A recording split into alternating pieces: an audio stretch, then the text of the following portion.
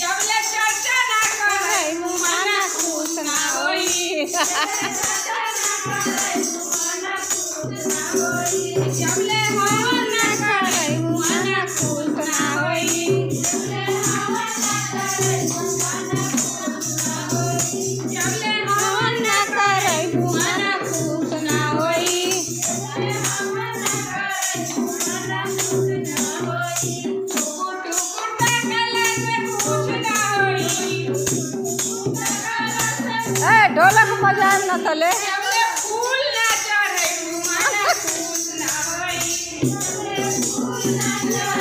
हां तू बाजी का भागा जाई देखा देखी कइला से खुश ना होई देखा देखी कइला से खुश ना होई जबले चर्चा ना करे माना खुश ना होई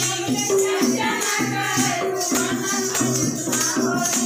देखिए हमारे शिष्यों अब नंबर है हमारे गुरु बहनों लोग के घर में चर्चा कराने के लिए तैयार हो जाओ आप लोग तैयार हो जाओ देखा देखी कइला से कुछ ना होई देखा देखी कइला से कुछ ना होई जबले छुटरी ना पइने माना खुश ना होई छुटरी ना पइने माना खुश ना होई जबले भगिया ना करे माना खुश ना होई